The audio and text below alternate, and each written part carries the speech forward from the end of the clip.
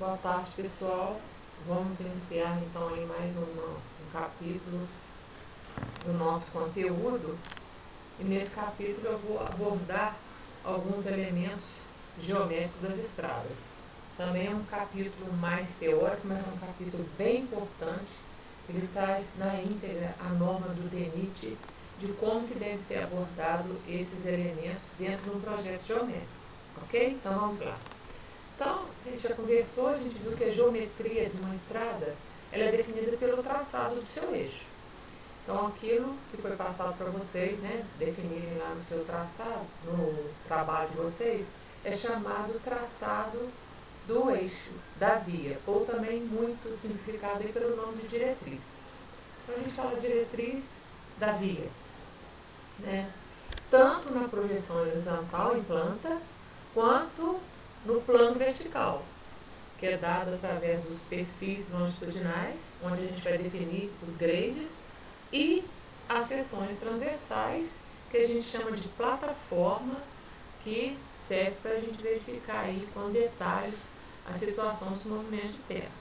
E essas seções elas devem ser representadas aí de acordo com o estaqueamento, a cada estaqueamento, ok? Então a gente sabe que o que é chamado esse eixo de uma rodovia? O eixo da rodovia é aquela parte central da pista de rolamento.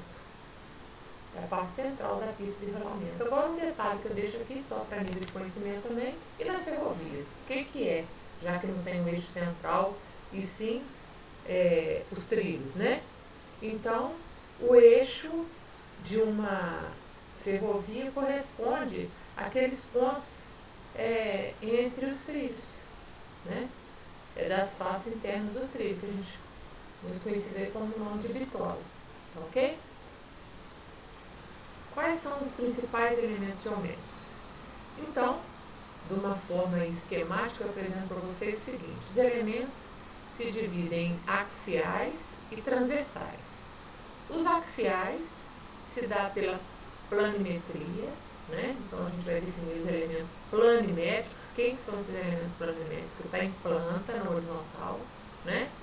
São as tangentes e curvas, que é essa parte aí que vocês vão determinar aí no trabalho, né? Primeiramente, vocês vão fazer todas as tangentes, traçar a diretriz, depois vai fazer uma combinação com curvas aí, usando, né, uma curva francesa. Nesse caso vocês estão fazendo manual, então vocês vão trabalhar com uma curva francesa, ok?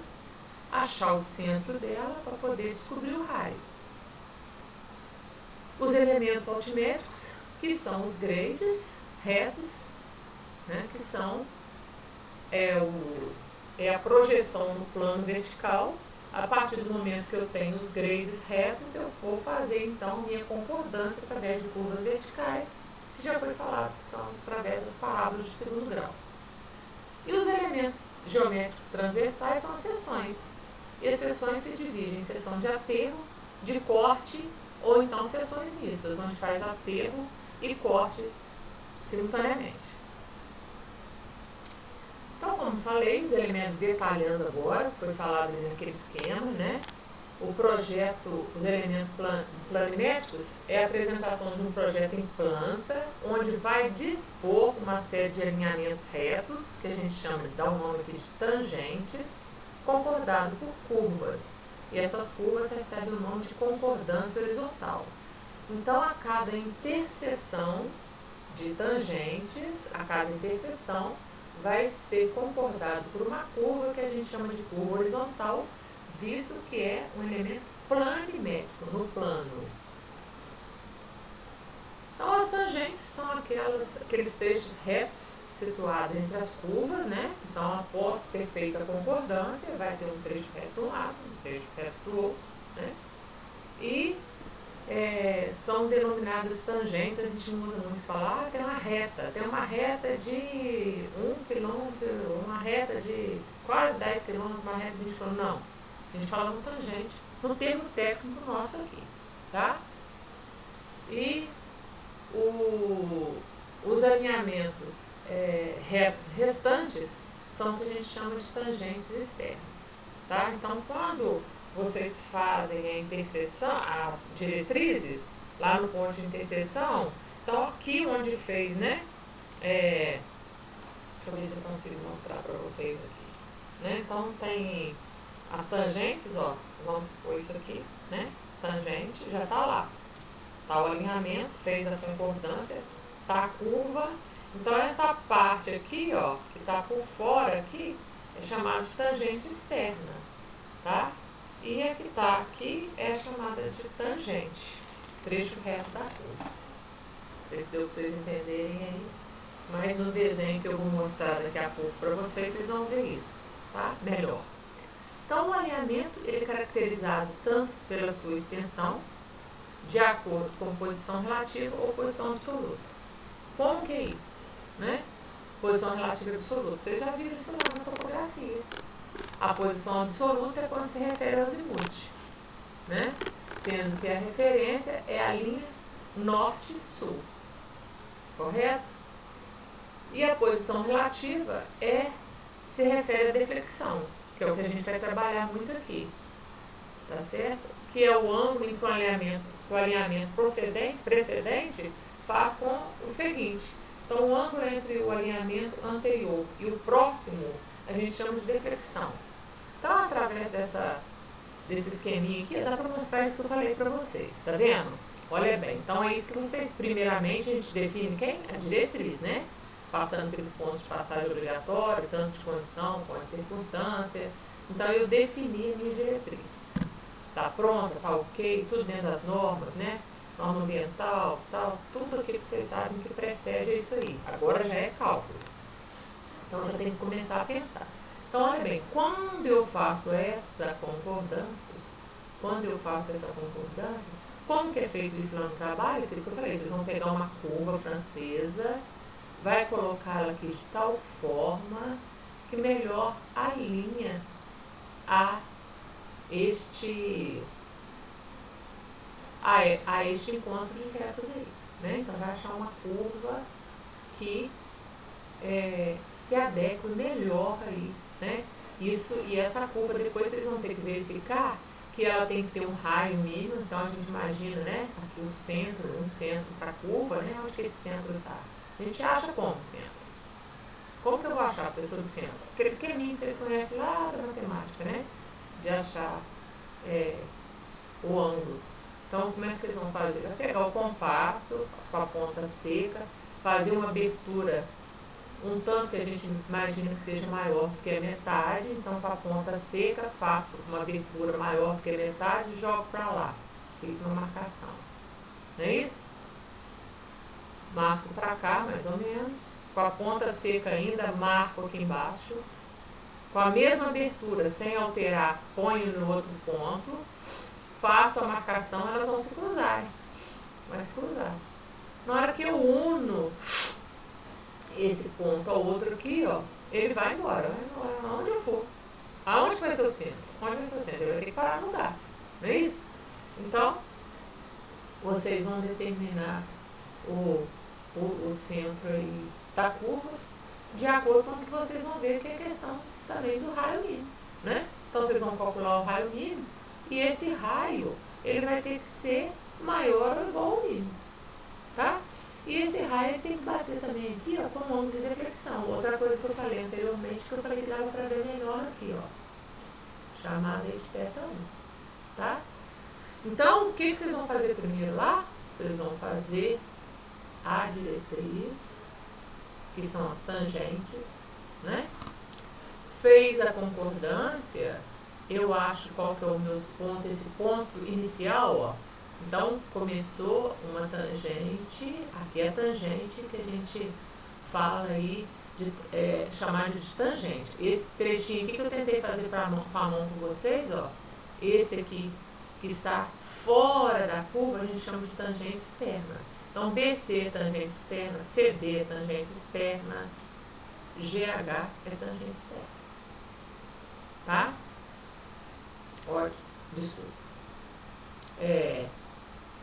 Tangente externa, BC, CD, EF, FG, desculpa. O GH é a tangente da via. Então, quem são as tangentes? Trecho AD, trecho DE e trecho GH. Essas é a tangente ali do meu projeto, né? Como que eu obtenho essas tangentes? Simples, eu vejo a escala do meu levantamento, uso o meu escalímetro lá, que é o que vocês vão estar fazendo, vou ver quanto tem isso aqui. Essas sim são tangentes externas, ó. BC, CD, EF, FG. São chamadas de tangentes externas. Então, vocês podem prestar atenção aqui, ó, que na direção norte e sul, como foi falado anteriormente, é a posição absoluta, são as azimutes, né? Então, beta 1, beta 2, beta 3 são os azimutes. E os ângulos de deflexão? Então, a cada encontro das minhas tangentes aqui, ó, então, o prolongamento da tangente anterior com a nova tangente tem uma deflexão, beta 1. O prolongamento da minha tangente com a nova tangente, beta 2, uma deflexão. Deu para entender? Então, esse ângulo de deflexão aqui, ele tem que bater com o valor do ângulo central da minha curva. Se aqui for 45 graus, na hora que eu unir isso aqui, então por isso que eu falei. Ah, professor, na hora que vocês vão traçar a reta, né? A reta aqui, ó, para achar o centro, onde que o centro vai parar? Então, vocês vão traçar a reta, vai pegar um transferidor, se aqui é 45, 22,5 para um lado, 22,5 para o outro. Juntou lá com a marcação, eu acho o centro. Ok? Isso aí é bissetriz do ângulo, né? Da matemática. Tranquilo de achar. Então, a princípio, com uma curva simples, tá? Essa é uma curva simples, ainda não estou falando de curva com transição, mas o princípio é o mesmo, os elementos são esses aí. Aqui está especificando mais as tangentes, tá? A gente está falando das tangentes, mas aqui já está mostrando a concordância. Isso aqui eu chamo de desenvolvimento da curva. O que é o desenvolvimento da curva? Lá na frente eu vou ensinar melhor. É o π vezes o raio dela, vezes o ângulo central, que é o mesmo de deflexão, dividido por 180. A partir daí eu acho qual é o desenvolvimento dessa minha curva. Pois tem vários elementos que a gente precisa ver, mas isso aí vai ser mais detalhado no capítulo posterior, que é a unidade 4. Tá? Então, após fazer as concordâncias, né, as curvas elas são classificadas em simples, como eu falei, como eu já tinha falado, naquele caso, onde é usada uma curva circular bem simples.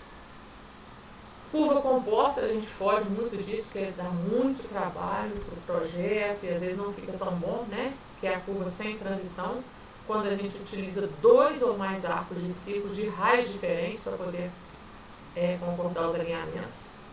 Tá? E curva com transição.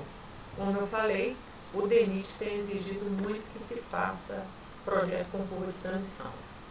É um projeto melhor, com curva melhor, mais conforto, mais segurança, tá? Dá um pouco mais de trabalho no projeto, sim. Um pouco mais onera, mais um custo, sim, mas é uma via de melhor qualidade. Então, aqui está mostrando um caso de curva com concordância simples. Então, sair do trecho em reta. Vou começar a curva, chama PC, ponto de curva. Saiu da curva, vou entrar na tangente, PT. Então, essas simbologias aí, eu tenho que saber decorar isso tudo fácil. Começou a curva PC, terminou a curva, começou a tangente PT. Ok? E as curvas compostas, como mostrou aqui, né, com transição, que é essa que eu falei que a gente usa. Então, além da curva mais simples, é uma curva melhor, então tem um acréscimo que a gente chama de transição. Ou espiral, esse trechinho aqui, ó. Então, saiu da tangente, por isso que tem um Tzinho, entrou no trecho em espiral, por isso que tem um S. Saiu da espiral, entra na circular. Espiral S, C circular. Saiu da circular, por isso que começa com C, entra na espiral de novo, por isso que é S. Saiu da espiral, vai para a tangente, ST. Então, essa simbologia é fácil de guardar também. E essa curva, esse meio, esse centro da curva aqui, nada mais é do que a curva circular. Aqui é um acréscimo, um melhoramento, onde a gente precisa determinar mais alguns elementos. E a curva sem transição é aquela que eu falei com vocês, que dá mais trabalho, tem que ter raios diferentes, centros diferentes, complica mais. Os elementos altimétricos já é a apresentação do perfil, né, no plano vertical. No caso, vocês vão traçar esse perfil num papel milimetrado, tá? Onde vocês vão colocar uma série de alinhamentos retos, chamados de elementos altimétricos, e são concordados por curvas também, tá? Só que nesse caso, a gente não fica nessa tentativa de curva francesa, não. A gente vai partir direto para o cálculo da parábola do segundo grau. Então, nesse caso, o perfil ele apresenta o quê? As diferenças entre as cotas, né, também chamada de altitude, obtida na hora de fazer o nivelamento ao longo da via. Então, aquelas cotas obtidas aí no nivelamento, vocês vão pegar através de quê? Das curvas de nível que vocês têm. E vai poder obter qual vai ser o eixo da minha futura via. Aqui tem um desenho esquematizado aqui, ó, falando o seguinte: vocês podem observar, quando vai fazer a projeção, vai ter isso aqui, ó, o terreno natural, né? O perfil, esse marronzinho aqui está mostrando o perfil natural do terreno. Agora é necessário eu fazer um esquema aí para mim começar a determinar o grade reto, né? Então começa a imaginar aqui, ó, se eu cortar isso aqui, lógico que aqui eu não estou falando do estudo de solo. Se for um material servível, que vai servir, eu já penso sempre assim: vou cortar aqui, esse material que está aqui, eu jogo ele aqui até isso aqui. Então, por isso que eu faço isso aqui, ó. Esse meu grade reto vem até aqui, né? Vem até aqui. O que eu cortar aqui, eu tenho elemento para jogar aqui. Venho com essa rampa descendo aqui novamente, o que eu cortar aqui, jogo para cá.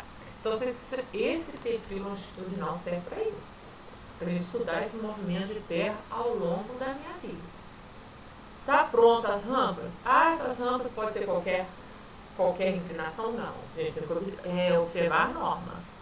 A norma fala de, dependendo no número de veículos que passa pela via, número de pistas, né, para não ter retenção, dependendo aí, se não tiver caminhões muito longos, pode chegar a 12%. Pode, mas o ideal é de até 10% no máximo, dependendo do tipo de veículo que vai passar pela via. Então, feito o grade reto, é necessário fazer a concordância. Então, vai vir as curvas para estar concordando esses grades retos que a gente chama de grade curva, tá? Então, lembrando que esse grade, esse perfil é feito ao longo o eixo X, o estaqueamento, e o eixo Y, as cotas. Tinha falado para vocês isso lá na outra aula, lembrando que essa escala aqui tem que ser 20 vezes maior que essa daqui, tá? Então a escala na vertical tem que ser 20 vezes maior que a horizontal, senão não aparece. Se a gente fizer a mesma escala, vai dar quase uma linha, ok? Então, o que está aí nessa parte escrita nesse slide é exatamente o que eu acabei de explicar para vocês, tá? Então, os grades retos, eles são considerados quando for maior que zero ou positivo, né? É chamado aclive. Então, o grade reto, quando a gente faz essa consideração de positivo, ele é chamado de aclive, ó, aclive. Então, a gente tem essa conversão, positivo. Nesse caso, é um declive negativo, menor que zero. E quando está em reto, quando a inclinação é com a horizontal for zero, eu chamo de patamar, tá? Então, é muito importante, vocês vão ver essa simbologia, esse uso do sinal positivo e negativo é importante para muitos cálculos a gente definir lá, tá? E os grades curvos é utilizada aqui no Brasil, a gente sempre viu, né, já teve várias tentativas aí de outras curvas para se trabalhar, mas ficou curva do segundo grau, porque ela é bem usada aí para fazer o caso de concordâncias, facilitou muito e atendeu muito os projetos, tá?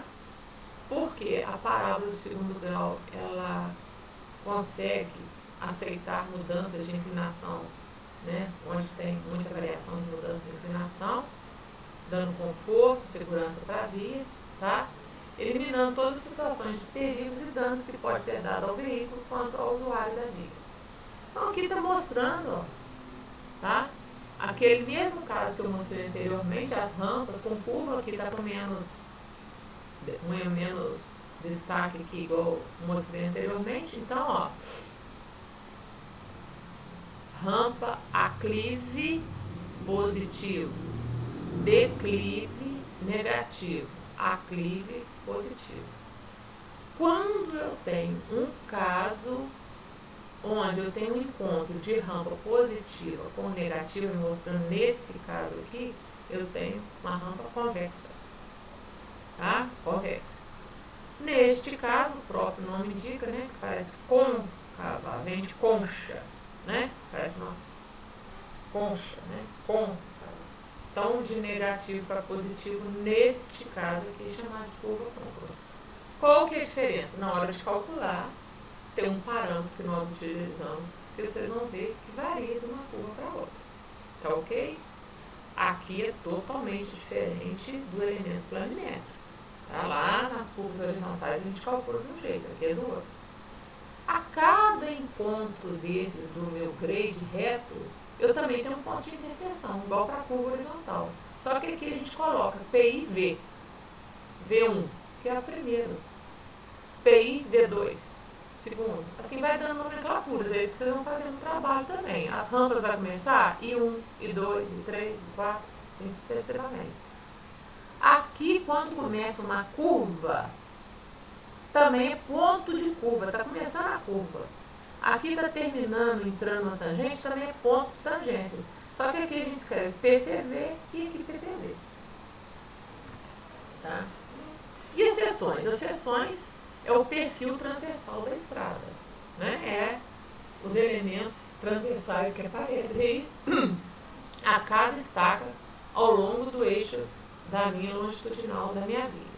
As seções aqui estou mostrando uma rodovia de pista simples, tá? É uma seção mista, vocês podem ver que por que é mista? Porque aqui tem corte e aqui é aterro, tá? Corte e aterro. Então, uma rodovia de pista simples, ela tem o quê? Né? Ela tem a faixa de trânsito, os acostamentos, tá? Sistemas de drenagem. Então, de um ponto ao outro, onde fez a terraplenagem, a gente chama de offset esquerdo, offset direito, de acordo com o observador que está na frente da seção, né? Está na frente. Então, offset esquerdo, offset direito, que nada mais, nada menos isso aqui, vocês vão ver que eu já tinha mostrado naquele desenho anterior, isso aqui é chamado de faixa de domínio, que é um valor estimado em tabela a partir do eixo, lembra que aqui é o eixo, daqui até aqui, tem que ter, tá? De acordo com cada classe da via, existe um valor para isso aí, tá? Então a tabela lá do DENIT fornece quanto que tem que ter do eixo até os offsets, que é onde a gente delimita aquela área que vai ser a área que serve para a minha via, vai pertencer à via, para futuras reformas, ampliações, tá? Então, nessa faixa de domínio, não pode construir alguma coisa que não seja ligada à minha rodovia, ok? Então, os elementos principais aí, aqui já está mostrando como é uma seção mista, existe corte e aterro, então é necessário que se faça valetas de proteção de corte, toda essa preocupação com o sistema de drenagem. Isso aqui que a gente chama de infraestrutura, tá? É parte da infraestrutura. A superestrutura é o tratamento que dá até chegar no pavimento, né? São as camadas até chegar no pavimento. Então, no corte é necessário fazer a valeta de proteção de corte, tá? A banqueta, então, o material que é tirado na valeta, ele é colocado logo após, fazendo uma banqueta, uma proteção. Aí, o talude, quando tem aí o corte, né? A parte inferior a gente chama de pé do talude, pé de corte do talude, a parte superior é chamada de crista. Os taludes, vocês sabem, lá da mecânica do solo, né? Tem que ter uma inclinação adequada, quanto mais íngreme, pior, tem uma tendência a escorregamentos, né? Após o pé do corte de um talude, né?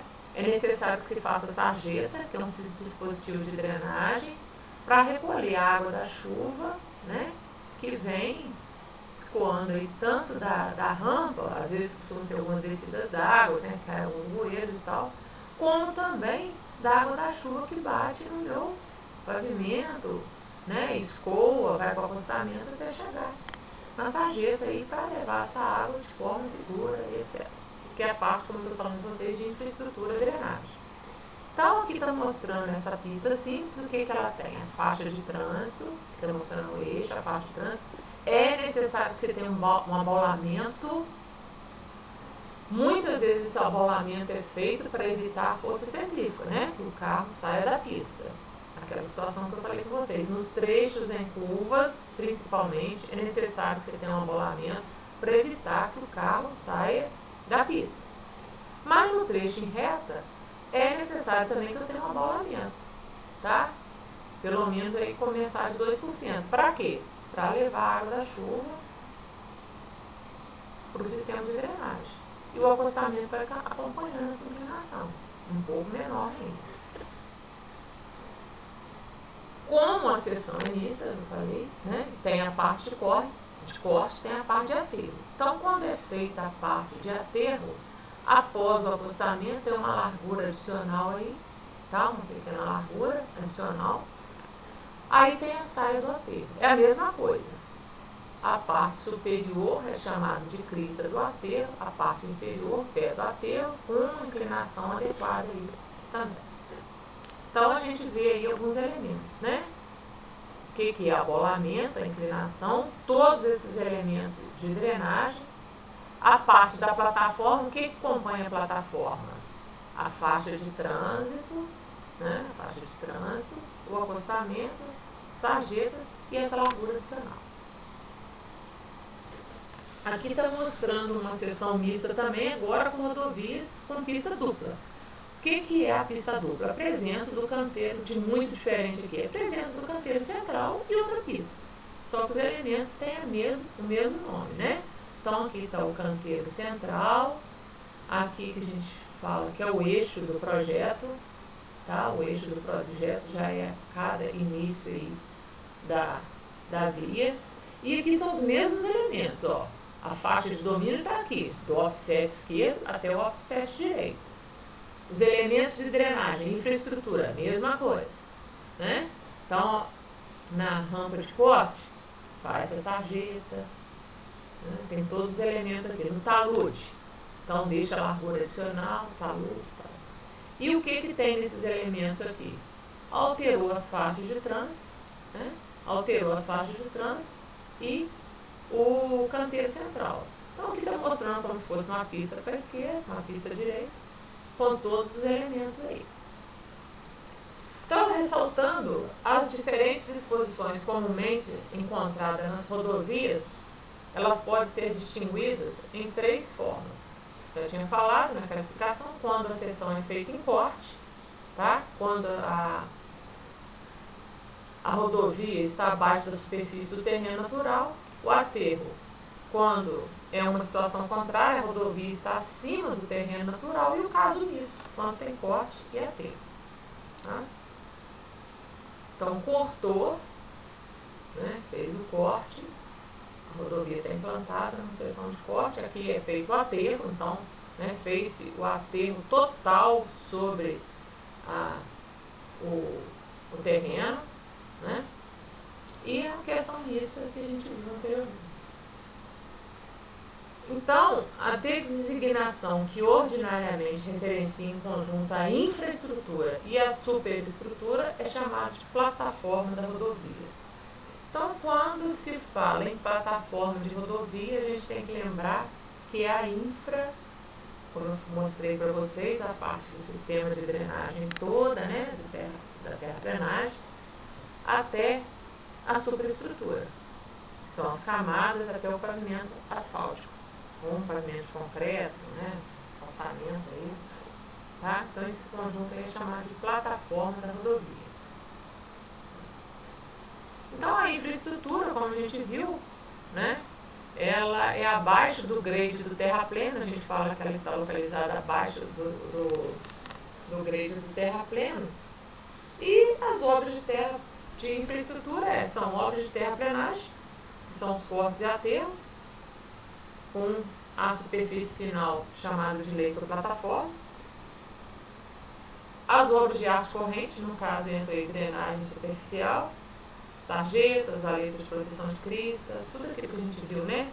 E conhece, descidas d'água, bacias de dissipação, bueiros, pontilhões, tudo entra aí. Drenagem profunda. São os drenos longitudinais de corte, no caso, né, quando se precisa fazer drenos quando o nível d'água é muito alto, espinho de peixe, colchão drenante. E as obras de arte especiais, que são pontes, túneis, contenções, tá?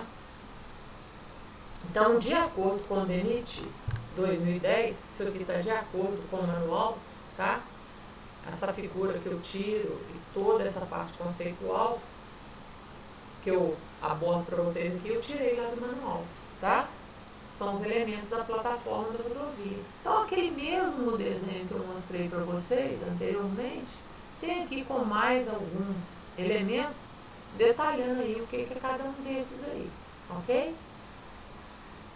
Então, vocês podem ligar número 1, número 2, número 3, 4, tá? Todos aqueles elementos que a gente falou aí. Então, eu vou estar detalhando, né, alguns aí com vocês, que a gente não falou anteriormente.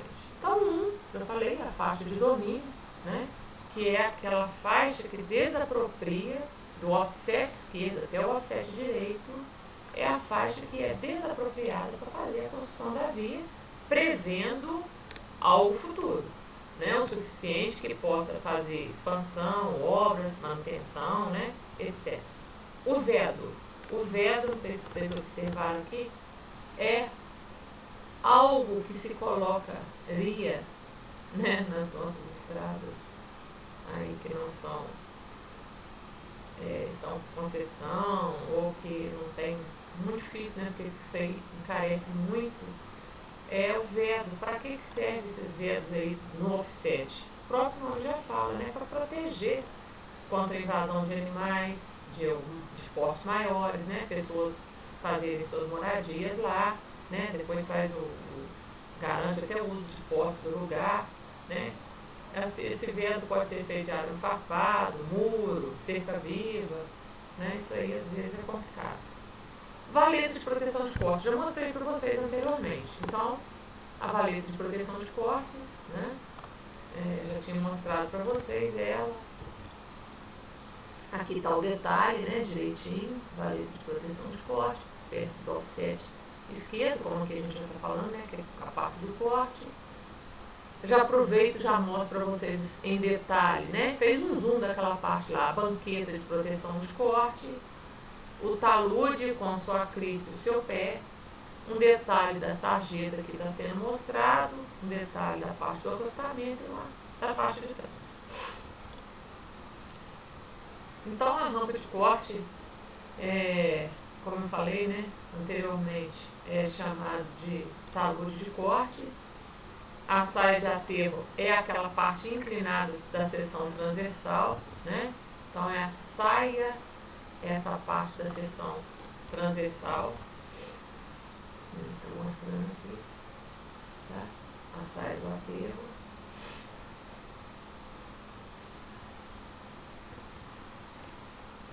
O pé do corte ou do aterro, já tinha mostrado, né, para vocês, é o extremo inferior tanto da rampa quanto da saia de aterro. A crista do corte ou do aterro é a interseção tanto da rampa do corte com o terreno natural, foi visto lá.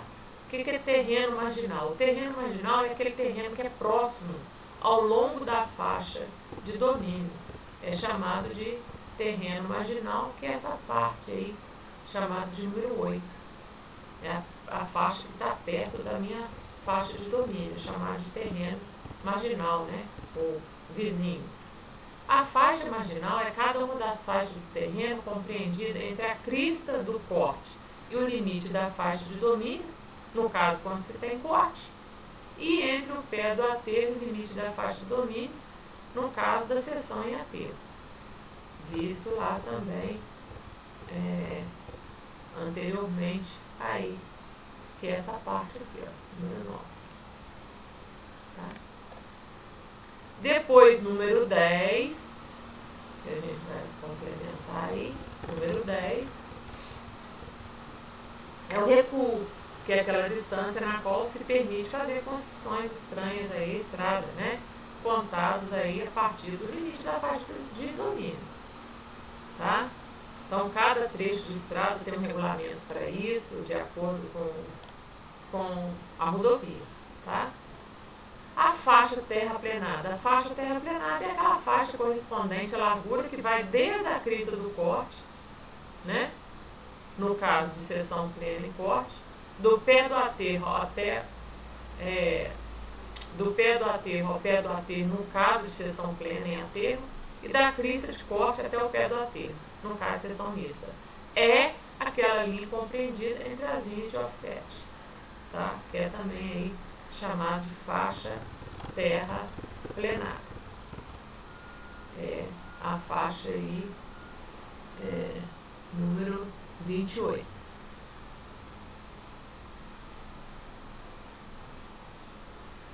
Tá aqui. Faixa 28. Ok? Então vamos seguir. Então esses elementos vocês vão ter que depois colocar, né? Cada um olhar na tabela, né? O valor desses elementos. Tem tabela para olhar isso aí, tá?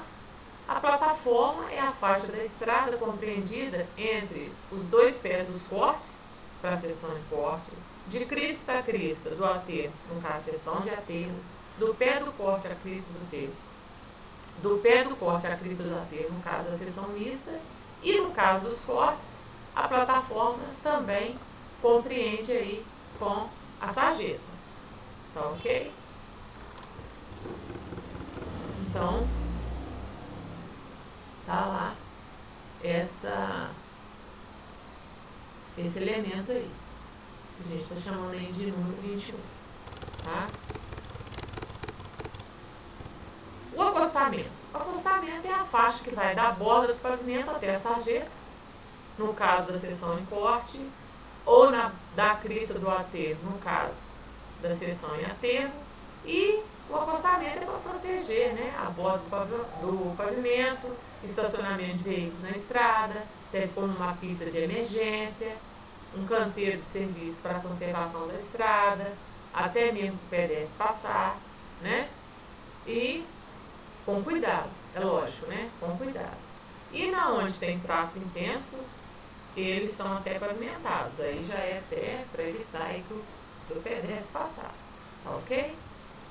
Os acostamentos, vocês sabem, eu voltei lá no desenho. A sarjeta, eu mostrei anteriormente, é aquela valeta rasa, vocês aprendem lá em drenagem, estudo lógico de drenagem, como calcula, né?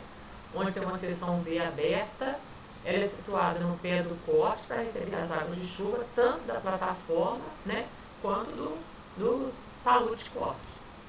Então aqui está mostrando um detalhezinho da sarjeta, ó. Tá? Então na parte próxima ao acostamento, ó, tem um acostamento, sarjeta. Na parte próxima tem uma inclinação de 25%. E na parte adjacente ao corte tem a mesma inclinação do talude. Tá? E esse comprimento, isso aqui vocês aprendem direitinho calcular lá. Tá ok? De acordo com a distância, essa distância horizontal entre que começa aí, né, a sarjeta, com o acostamento, essa distância aí, ela pode variar também de acordo com classe, né? Quando é classe especial I1, ou classe especial, também chamada classe 0, varia aí entre 1,5 a 2 metros. E quando é classe 2, 3, 4, é maior ou igual a 1, classe 4 pode ser adotado 1. Tá? A banqueta de proteção de aterro, a gente viu lá para o corte, né?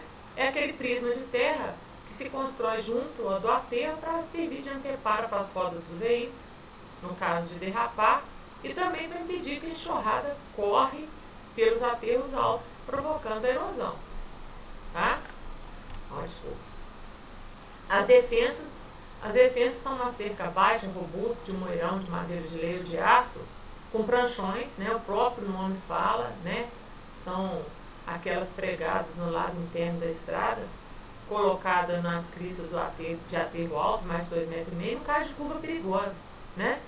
São aquelas defensas que tem para impedir que o veículo saia da plataforma, né? Dando mais problemas, pelo menos tem a defensa, esbarra ali, né? Bate ali, o que for, mas é necessário que se tenha para dar maior segurança aí para o tráfego. A pista, também chamada de faixa de rolamento, é aquela faixa pavimentada da via, onde os veículos vão passar, né? As estradas, elas podem ter pista simples, que é uma única pista, ou pista dupla, né? No caso de pista dupla, cada uma tem o seu sentido, né? Permitindo aí maior segurança, tá? No caso das pistas duplas, elas podem ser paralelas ou independentes. E nas travessias de perímetro urbano, as estradas podem ter 4 pistas ou mais, né? Sendo as 2 externas destinadas ao tráfego local ou acesso às estradas. A faixa de tráfego é a parte da pista necessária para o veículo passar. Então, cada pista deve ter pelo menos 2 faixas de tráfego, a fim de permitir o cruzamento de 2 veículos, né?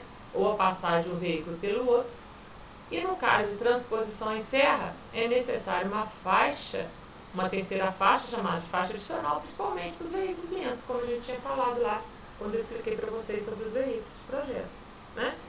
Então, para caminhões mais pesados, né, em serras, a gente não tem que ficar toda a vida, às vezes não dá para, né, não é a área que dá para fazer ultrapassagem, então é necessário ficar atrás ali, né, fica um tempão atrás de um caminhão e é perigoso, muitas das vezes. Então é necessário, quando se tem uma inclinação, igual no caso do trabalho de vocês, se tiver caminhão, né, caminhão pesado, e em certos trechos vocês vão ver aí que está passando de 10, 12% de inclinação, vocês vão adotar uma terceira faixa. Tá ok? Isso é necessário. E a rodagem? A rodagem é a faixa da estrada compreendida entre a pista, que compreende pista e acostamento. Então, onde tem a pista e o acostamento, é chamada da faixa de rodagem. Tá? Onde o veículo pode trafegar livremente, tanto na faixa dele quanto no acostamento. Então, não pode colocar nenhum obstáculo que interfira aí na manobra do veículo. Tá? O talude de corte, como eu tinha mostrado para vocês, é aquela cotangente do ângulo de inclinação na rampa de corte. Ele, no Brasil, para nós, é expresso entre relação de altura e base de um triângulo retângulo. Vocês estudam lá na mecânica do solo muito bem, né, na geotecnia, como que deve ser feito esses taludes, tá? Mas na prática, a gente fala aqui no sentido prático, tá? Os taludes têm que ser verticais, no caso de cortes e rochas, na proporção aí de 3:2, né?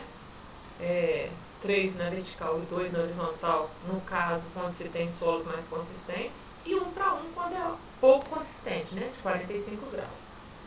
Então, essa é a parte prática, né? Havendo, é lógico, necessário aí de um bom trabalho, fazer um estudo geotécnico aí, para ver quanto que para apontar qual vai ser o valor de talude. Só para mostrar esquematicamente, né? A inclinação aí é dada pela relação entre a altura e o comprimento horizontal. O talude de aterro também é análogo ao corte, só que ele varia de 2:3 a 1:4, tá? Onde o 1:4 é empregado em autoestradas, onde o aterro é baixo, tá? O que é baixo? Abaixo de 2,5 metros, dando segurança. Qual que é o objetivo? Oferecer segurança ao tráfego, tá? O eixo da via, o eixo da estrada, já tinha mostrado, é o centro da pista, né? É o centro da pista na estrada de pista simples. No caso de pista dupla, quem que é o eixo? É o canteiro central. E no caso de pista dupla independente, é o centro de cada uma das pistas. A banqueta de visibilidade. A banqueta de visibilidade é um outro elemento da plataforma da rodovia, que é uma saliência deixada no alargamento de um corte, em uma curva do lado da concavidade da mesma e destinada a ampliar a visibilidade. Essa altura é levada em conta com a visibilidade, essa altura da banqueta, tá? Então ela tem que levar em conta a visibilidade. A borda do pavimento é a beirada da pista, como o próprio nome indica. Borda do pavimento é a beirada da pista.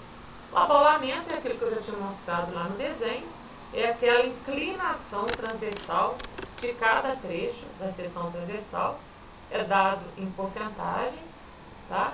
É dado em porcentagem e adota-se aí um abolamento de forma tal que seja, né, como uma convexa, né? Convexa. Para quê? Para poder facilitar o escoamento da água da chuva. Então, só para dar uma lembrada para vocês, eu até voltar lá rapidinho no desenho, o abolamento, né? O abolamento é essa parte, igual aqui, eu estou mostrando pista dupla, então tem abolamento também. Pista simples, ó, abolamento, tá? Esse abolamento, ele tem que ter um mínimo aí para poder a água da chuva, na hora que bater sobre a minha via, ela ir para um lugar seguro, tá ok? Então, nas estradas pavimentadas, esse abolamento ele é empregado de 1 a 3%, não pode passar de 3%, então a gente usa até uma média de 2%, igual no caso de trabalho de vocês podem adotar 2%, tá? Porque mais que isso também não dá estabilidade para o veículo, sendo prejudicial. Tá? No caso de pistas paralelas, como eu tinha mostrado para vocês, geralmente não é bolado, porque tem o lado, né, de inclinação transversal, então já tem inclinação transversal, já favorece o escoamento da água da chuva no sentido da borda externa. Então, não é necessário aí o abolamento. Um outro elemento que a gente vai estar abordando em capítulo separado aí, mas já falei várias vezes para vocês, né? Todos os encontros aí que a gente teve, eu falei sobre essa superelevação, que essa inclinação dada na pista, né, no trecho em curva, então o veículo, quando ele entra na curva, é necessário, dependendo do raio da curva e da velocidade, é necessário que se faça uma inclinação da pista. Por quê? Para evitar força centrífuga, ou seja, o veículo sair da pista, tá? Então, essa inclinação aí, por norma, ela varia de 2 a 10%. Isso vai variar como? De acordo com o raio da curva, tá? Então, para evitar a força centrífuga, é necessário que se faça uma inclinação tal para o veículo não sair da pista, ok? E baseada na norma. A superlargura é a mesma coisa. É um aumento da largura, tá? Nos trechos em curva, em relação ao que foi adotado na tangente, tá? Só se emprega essa superlargura onde se tem pequenos raios de curva, tá? Onde é desproporcional, pede. Quando que eu vou adotar a superelevação, superlargura? Existe uma tabelinha que a gente faz essa relação entre raio e velocidade, que vai falar se vai ser necessário ou não. Agora, se não for necessário calcular a superelevação, vai ter que deixar o mínimo, que é os 2%, para a água da chuva escoar. Ok? Como foi falado anteriormente. Então, no caso de pista dupla paralela, né, a gente está vendo aí a presença do canteiro central, as faixas em separados, tá? A gente tem aí, né, as pistas duplas paralelas, mostrando aí como número 23, tá? É feita em uma única plataforma, as duas pistas são separadas pelo canteiro central de largura constante e deve ser convenientemente gramado, né, ou com cerca viva formada por arbustos. Entre as duas pistas pode também ser projetada uma barreira de concreto para dar maior segurança no tráfego, e cada pista tem geralmente uma declividade para fora, sendo que a inclinação usual não ultrapassa também de 1,5% a 2%.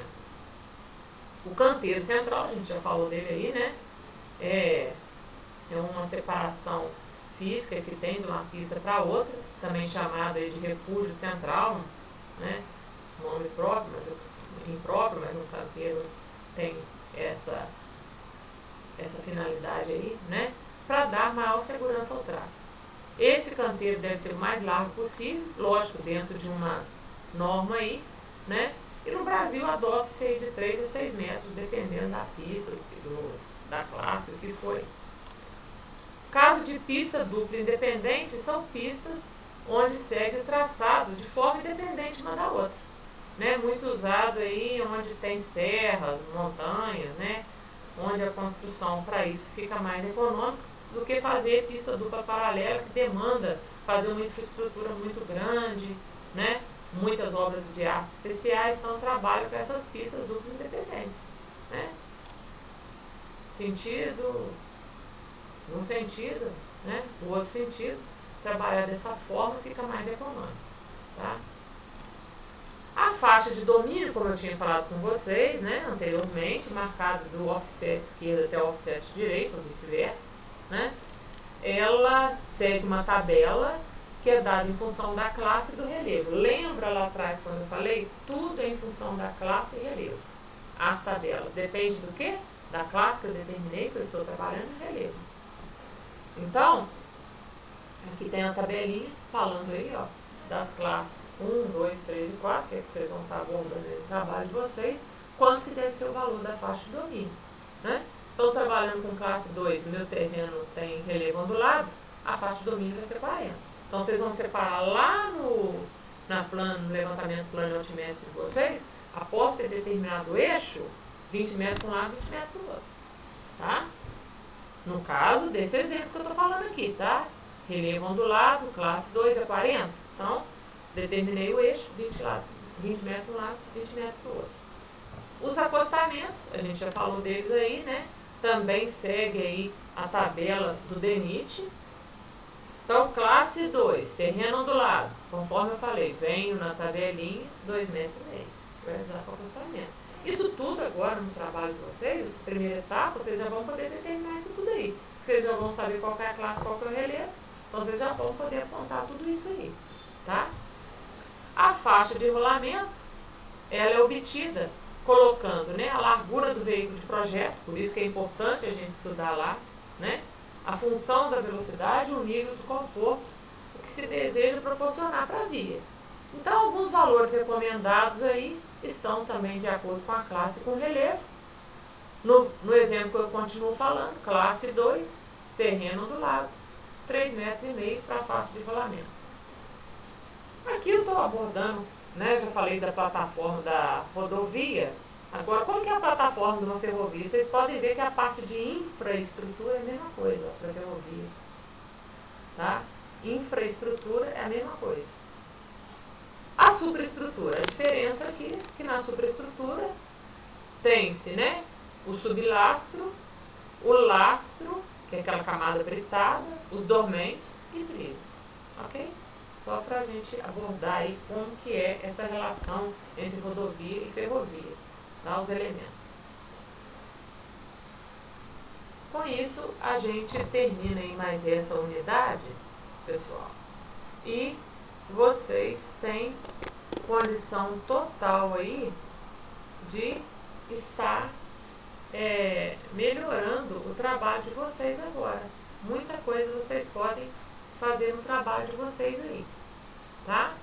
Determinar a diretriz, determinar esses elementos, né? O que vocês precisam fazer? Me passar a diretriz pronta, né? Para me ver, tá tudo ok. Para poder vocês irem para a sequência seguinte, que é achar começar a colocar a curva francesa, fazer as concordâncias para obter as relações aí para calcular. Tá ok? Então esses elementos são importantes. Vocês viram que praticamente as unidades 1, 2 e 3 foram teóricas, mas assim, de suma importância, que vocês vão precisar de todos esses elementos iniciais aí. Tá ok? Então uma boa tarde para todos. Por qualquer dúvida, estou à disposição. Um abraço.